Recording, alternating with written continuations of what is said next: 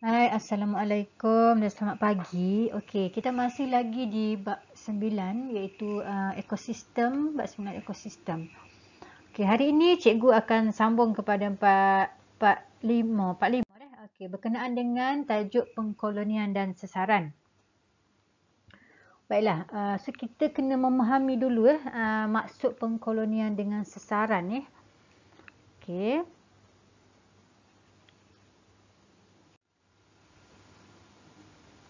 Okey, sesuatu ekosistem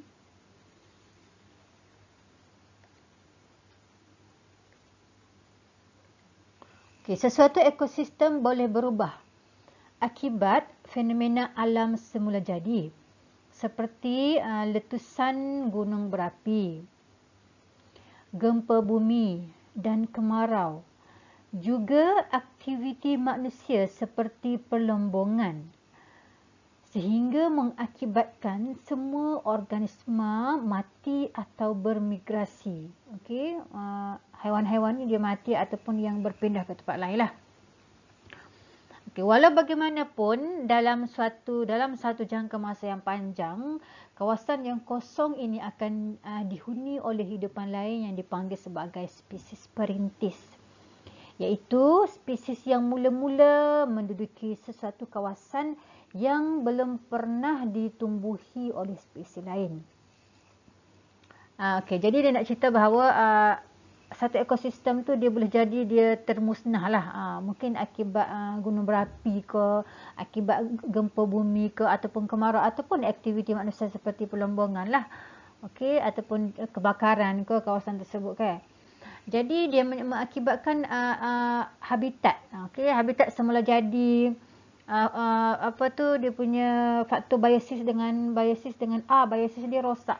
Tak ada, hilang habis semua. Kosong jadi kawasan tu. Okey, kosong jadi kawasan tu. Jadi yang asalnya ada organisma yang hidup kat situ, maka ada organisma yang mati sebab kesan daripada perkara-perkara inilah ke.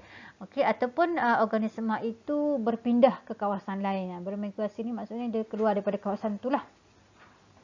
Tapi dalam jangka masa yang panjang dia boleh dihuni balik. Dia boleh dihuni balik oleh hidupan lain. Jadi hidupan yang mula-mula duduk tu tumbuhan lah. Hidupan yang mula-mula duduk dan mula-mula menduduki kawasan tu kita panggil sebagai perintis. Macam pemula macam tu. Okey, so kita panggil pengkolonian lah. Pengkolonian ni. Pengkolonian ni tumbuhan yang mula-mula menakluki tempat yang belum pernah diduduki. Lepas tu dia membiak dan membentuk koloni di kawasan tersebut. Okay. So lepas pada peristiwa fenomena apa-apa yang berlaku tu, kawasan tu jadi kosong. Tapi dalam jangka masa yang lama, mungkin 10 tahun ke, maka ada organisma yang akan menghuni kawasan tu. Manakala ada satu lagi istilah yang kedua ni, okey, juga terlibat dalam proses ini pada kawasan ini, kawasan yang berlaku perubahan tadi. Okey. Sesetengah spesies tumbuhan yang dominan di suatu habitat perlahan-lahan digantikan dengan spesies lain yang dipanggil sebagai penyesar. Okey. Proses perubahan tu kita panggil sesaran. Manakala tumbuhan yang menyesar tu kita panggil tumbuhan penyesar. Jadi kalau mula-mula tadi dia dihuni oleh tumbuhan yang kecil, okey. Kemudian ada apabila berlaku perubahan pada kawasan tersebut, maka tanah tu ataupun persekitaran di kawasan tu sudah tidak sesuai untuk diduduki oleh tumbuhan yang pertama tadi, oleh spesies perintis tadi, maka dia akan disesarkan oleh spesies yang lain pula. Jadi spesies yang datang dan menyesarkan spesies perintis tadi kita panggil sebagai tumbuhan penyesar. Okey, kita beralih ke slide yang seterusnya. Okey, so pelajar tengok kat sini deh. Okey, ini tentang ini kita ambil satu contoh lah. Satu contoh pengkolonian. Okey, pengkolonian dan sesaran di kawasan Paya Bakau. Okey. di kawasan paya bakar. Bukan kawasan yang berlaku kemarau ke pelombongan, bukanlah. Okey, di kawasan paya bakar. Macam mana berlaku perubahan pada pokok-pokok dekat sini atau spesies-spesies dekat sini. So sebelum kita tengok kepada sasaran, kita kena tahu dulu ada berapa kawasan paya bakar ni dibahagikan kepada berapa bahagian. So bahagian ni kita panggil sebagai kawasan yang selalu menerima air yang pasang surut lah. So kita tak beri nama khas dekat dia. So kita kenali sebagai kawasan yang ada air pasang dan air surut lah. Okay, kemudian yang pertama lah, ini yang pertama lah, kawasan yang pertama ataupun spesies paya bakar yang pertama. Kedua pula cikgu tulis. Okey, spesies paya bakar yang pertama ni, so kita namakan dia sebagai zon zon garis pantai. Okey, yang kedua ni zon tengah, dan yang ketiga kat sini zon belakang. Dan ada lagi lepas pada zon belakang ni kita panggil daratan lah. Okey. Tanah daratan. Baik, so kita tengok dulu spesies yang ada di kawasan ini adalah spesies yang diberi nama sebagai Avicennia dengan Soneraceae sp. Okey. Apa yang ada di kawasan ni? Keadaan dia ataupun ciri-ciri dia. Dia adalah zon yang terdedah kepada ombak besar, kan? Sebab dia dekat sekali dengan air tu, dengan ombak tu. So, zon ini ditumbuhi oleh spesies perintis, iaitu pokok Avicennia dengan pokok Soneraceae. Dia ada dalam nama bahasa Melayu tu, pokok api-api dengan pokok perapat. Okey, itu bahasa saintifik, nama saintifik. Kemudian pokok spesies perintis ni dia ada sistem akar yang bercabang luas. Di dalam tanah tu dia bercabang luas akar dia. Lepas tu dia ada akar yang naik ke atas, mengunjur naik ke atas ni. Pelajar boleh nampak tak? Nampak ceracak-ceracak tu ke? Okay, nampak ceracak-ceracak tu. Tu kita panggil sebagai akar pneumatophore. Okey, membantu pokok memerangkap lumpur dan bahan organik yang dibawa oleh air pasang. Okay, jadi dia punya kelebihan, dia punya ciri sistem akar yang bercabang luas dengan ada pneumatophore tu membolehkan dia untuk memerangkap lumpur dan juga bahan organik yang dibawa oleh air semasa air pasang lah. Jadi lama-kelamaan akan berlaku pengumpulan lumpur secara beransur-ansur lah pada kawasan yang pertama itu. Okay, oleh itu tanah menjadi lebih tinggi. Lama-kelamaan so pelajar kena ingat istilah lama-kelamaan. Okey, untuk dia berubah tu. Lama-kelamaan tanah tu akan menjadi lebih tinggi. Tinggi apa? Sebab dia dibawa oleh sebab tanah tu dibawa oleh ataupun lumpur atau bahan organik yang dibawa oleh ombak tadi tersekat pada akar-akar dia dengan akar pneumatophore tu. Okey, dia jadi semakin tinggi, semakin padat lah. Okey, lama kelamaan kawasan ini sudah tidak lagi sesuai untuk kehidupan spesies perintis, iaitu Avicennia atau Soneraceae. Apabila dia punya ciri, dia punya keadaan tanah tu dah berubah, maka dia lebih sesuai dihuni oleh tumbuhan yang seterusnya, iaitu Rhizophora. Maka perlahan-lahan Rhizophora akan menyesarkan. Menyesarkan maksudnya menghilangkan spesies tersebut lah dalam tempoh masa yang agak lama lah dah. So Rhizophora akan menyesarkan tumbuhan Avicennia dengan Soneraceae. Okey, so kita tengok bahagian yang kedua ni. Kawasan yang kedua ni, yang kita namakan sebagai zon tengah. Okay, dia terletak di sepanjang sungai berdekatan dengan muara. Dia di kawasan ini ditumbuhi oleh pokok Rhizophora. Okay, pokok bakau minyak yang mempunyai akar jangkang. Awak nampak tak nama dia jangkang akar tu ke? Maksud dia punya akar tu macam terkangkang, terbuka macam tu. Tinggi dan terbuka. Jadi kelebihan ciri akar dia macam tu, dia dapat memerangkap ranting kayu, lumpur yang dibawa bersama-sama dengan arus air semasa air pasang sampai ke pokok ni. Bila air pasang sampai ke situ, air tu kan dia bawa ranting-ranting kayu, lumpur semua dan tersangkut pada akar ni lah. Okey, pemenang kapal lumpur menyebabkan berlaku pemendapan. Mendap pula. Okey, dengan lebih pantas. Tebing, lama kelamaan, tebing akan menjadi semakin tinggi dan kering. Okey, bila dia tinggi, dia kuranglah terdedah kepada air pasang kan. So, dia semakin kering. Kerana kurang dilimpahi air laut semasa air pasang. Jadi tanah tu, lama kelamaan tanah tu menjadi kurang sesuai. Menjadi semakin tidak sesuai untuk kehidupan spesies rhizophoरा dan lebih sesuai untuk spesies yang seterusnya iaitu spesies Bruguiera. Maka perlahan-lahan spesies Bruguiera akan menyesarkan spesies rhizophoरा dan kawasan itu dia akan mula dihuni oleh Bruguiera. Okey, zon yang ketiga pula iaitu zon belakang terletak jauh di daratan. Tanah ni dia lebih tinggi daripada zon 2 yang sebelumnya lah. Dan keras, lebih keras lah daripada zon yang sebelumnya. Dan hanya dilimpahi air laut semasa air pasang saja. Ditumbuhi oleh spesies Bruguiera ataupun tumu merah yang mempunyai akar bane. Nampak dah? Akar bane apa beza dengan akar yang sebelum ni? Nampak dia lebih besar. Kan? Dia lebih besar dan lebih lebar akar dia tu. Dia lebih rendah daripada akar rhizophoरा. Tetapi dia lebih besar dan lebih tebal nampak. Okey, kemudian akar itu juga berfungsi untuk memerangkak lebih banyak lumpur dan juga kelodak yang dibawa oleh air semasa pasang sekali-sekala itulah.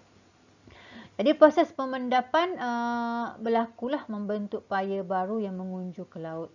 Okey, pantai kawasan dekat sini lama kelamaan akan menjadi semakin tinggi, semakin keras, semakin menjauhi laut. Tanah berubah menjadi daratan. Okey, bila dia dah berubah jadi daratan, so dia akan lebih sesuai untuk tumbuhan lain pula. Tak sesuai dah untuk Bruguiera. Tumbuhan mana? Tumbuhan daratan lah. Tumbuhan daratan contohnya Nympha fruticans, Pandanus sp. So spesies-spesies ini pula akan menyesarkan Bruguiera ni. Okey, macam tu. So dekat sini cikgu letakkan kata kunci nah untuk pelajar supaya pelajar lebih mudah untuk ingat lah.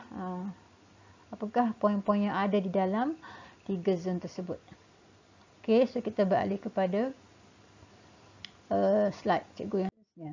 Baik. So, ada kepentingan tak paya bakar ni? Ada tak rasanya kepentingan kepada manusia, kepentingan kepada haiwan, kepentingan kepada ekosistem. So, kita tengok dulu dah. So, dia bahagikan kepada 4 bahagian ni dari segi kepentingan dia ni. So daripada 4 bahagian ni kita tengok ada tak kepentingan untuk kita, alam sekitar ke. Kita tengok zon perlindungan dulu. Jadi dia dikenali sebagai zon perlindungan. Okey, apa yang dilindungkan dekat situ? Okey, hutan paya bakau dengan pokok-pokok bakau tadi kan. Dia menjadi penampan semula jadi. Penampan ni macam pelindung gitulah, pelindung bahagian hadapan sekali tu. Bagi mengurangkan kelajuan ombak, kan saja ombak, kelajuan angin, kan dia terdedah kepada ombak dan angin kan, maka dia jadi penampan dekat situ. Kelajuan angin yang sampai ke kawasan pinggir pantai. Okey, jadi penduduk-penduduk kawasan tu ataupun spesies-spesies kawasan tu akan terlindunglah daripada tiupan angin ataupun ombak besar sebab dia sampai dulu dekat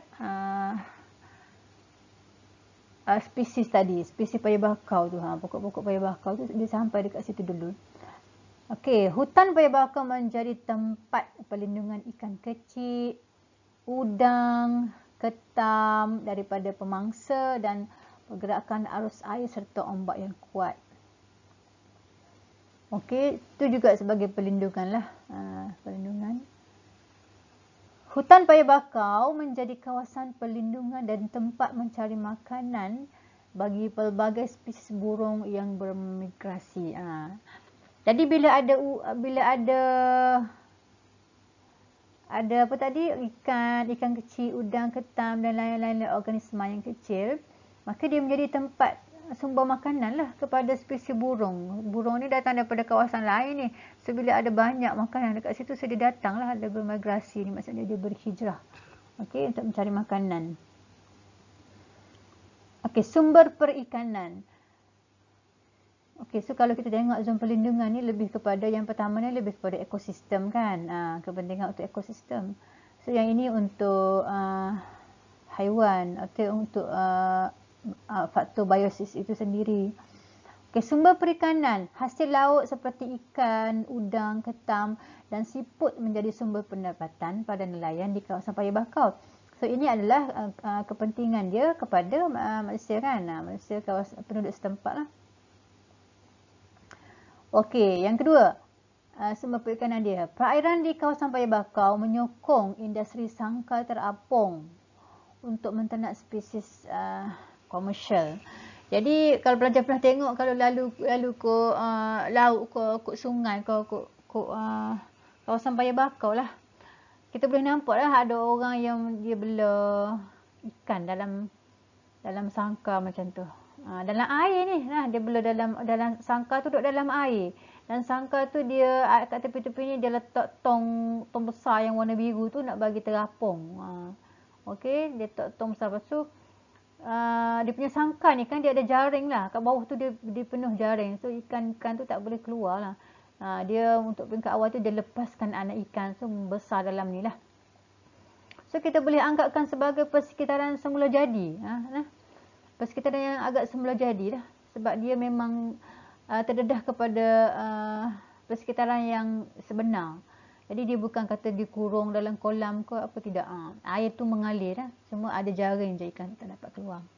Jadi yang pertama ni kepada manusia. Yang kedua ni kepada manusia kan, juga kepada ekonomi. Lepas tu kalau kita tengok sini, dia bila dia blur tu kan, so spesies tu dapat dipelihara lah. Spesies akuatik tu tak pupus lah. Okey, sumber perhutanan pula. Kayu bakau boleh digunakan untuk membuat sampan, perangkap ikan dan kerangka bangunan. Okey, kepada manusia, kepada industri. Kayu bakau juga boleh digunakan untuk membuat kraft tangan. Okey. Kayu bakau di dalam relau untuk menghasilkan sumber bahan api, iaitu kayu arang ni juga untuk manusia lah. Okey, sumber makanan dan ubat-ubatan. Buah Avicennia. Okey, kita pernah tengok tak buah Avicennia ni? Siapa yang rumah dia dekat dengan Paya Bakau boleh pergi tengok, cari Avicennia ni. Boleh dimakan sebagai sayur. Kacang pokok Avicennia, dia ada kacang dia. Boleh direbus dan dimakan. Okey. Manakala bunga dia pula boleh menghasilkan madu. Bukan madu lebah lah ni. Ni kita panggil madu pokok Avicennia lah. Okay, buah Soneraceae pula digunakan dalam pembuatan bahan minuman. Okay. Buah nipa ni. Okay, boleh dimakan dan air daripada buahnya boleh digunakan dalam pembuatan cuka dan nira. Cuka sama kena, nira kena tak nira ni. Ataupun kita panggil air tuak dah. Okay. Kita panggil nira nipah. Dia ada dua jenis, nira nipah dengan nira kelapa. Ni nira nipah lah ni. Kulit pokok berguira digunakan untuk merawat cirit-birit. Dia ada cara dia lah tu. Untuk diproses dan jadikan sebagai ubat. So, cikgu ringkaskan dekat sini dia punya semua kepentingan. Kepentingan yang telah dibahagikan kepada 4 kategori, 4 bahagian.